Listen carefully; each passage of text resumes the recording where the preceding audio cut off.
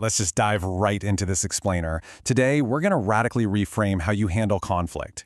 And, we're going to start with a feeling you probably know all too well. It's something that happens to literally the best of us in those heated, high-stakes moments. You know that awful knot in your throat when someone just talks right over you?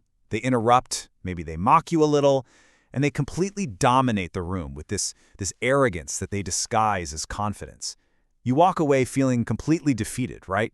Like every single word you spoke just pushed you further and further away from your own strength. And see, society conditions us to believe this very specific narrative.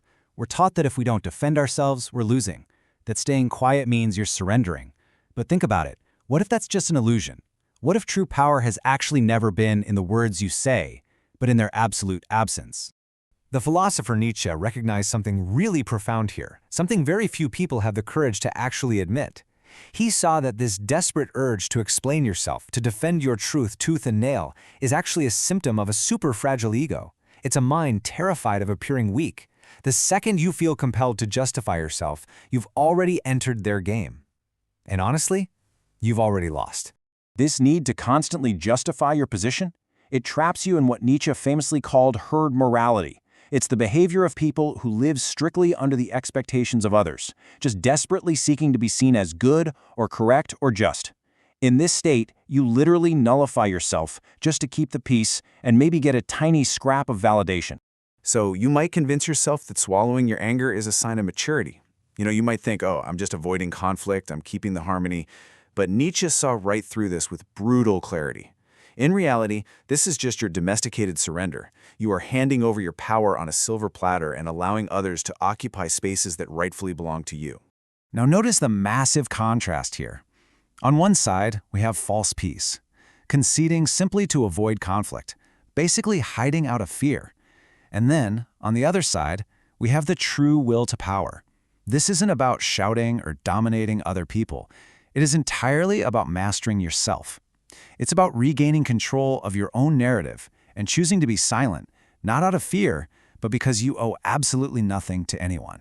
So here is the absolute crucial point. When you stop reacting, you break the manipulator's game. Why? Because most people aren't looking for the truth when they argue. They are hunting for power. They need your reaction to validate their own dominance and to mask their own fragile beliefs. When you just withhold that reaction, your silence isn't passive anymore. Instead, it acts as a brutal psychological mirror. It forces the other person to confront the total emptiness of their own arguments. Without your resistance to lean on, they have to sit there, hear their own voice, and face the void between what they're saying and who they actually are. And without your resistance, they completely lose control of the narrative. This actually triggers a very real biological response, plunging their brain's fear center, the amygdala, into a state of pure panic. Social psychology actually backs up what Nietzsche sensed a long time ago. In a confrontation, a total absence of reaction feels like heavy, heavy judgment. Instantly, their mind just starts racing. Is he judging me? Wait, does she know I'm bluffing? They start projecting all their own unresolved traumas, fears, and insecurities right onto your silence. They expose their weaknesses, they stumble, they make mistakes, and they reveal way too much, all while you remain entirely still. It's like an invisible blade. Now, what's incredibly interesting here is how we transition from merely observing this psychological chaos to actually embodying absolute authority. We are moving from just being the passive observer to becoming the master of the entire situation. And this brings us right into the realm of the Übermensch, or the overman. This is that rare, totally free individual who transcends the limitations of common morality. See, the Übermensch doesn't live by reacting to the world, they shape it. They transcend the need for applause.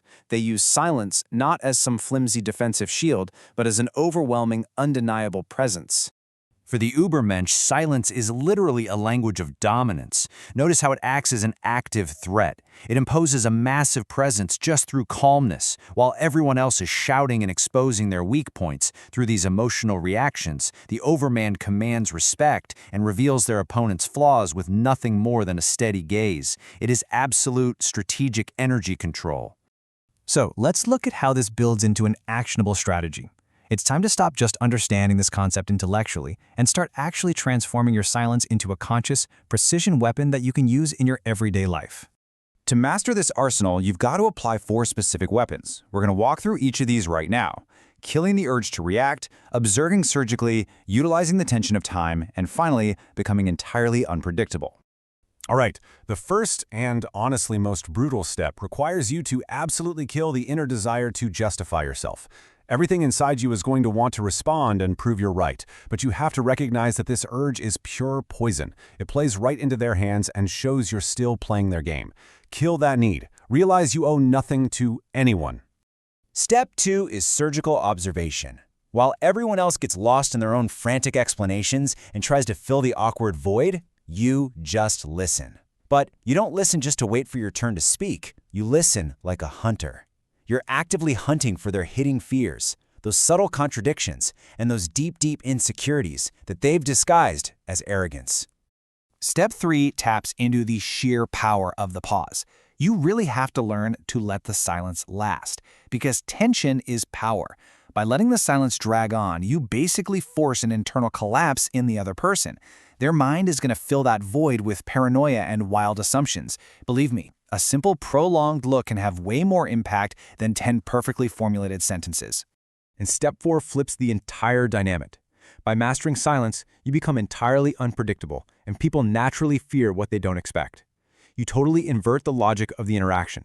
Because you aren't reacting, they lose their advantage. They become cautious. And suddenly, you are the feared gravitational center of the whole conversation. But I gotta give you a quick word of warning here. You must stop letting your silence be a silent scream.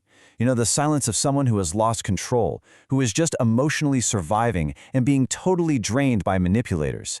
Instead, you have to start using it as an assertion of pure presence, an active, tense, undeniable strength.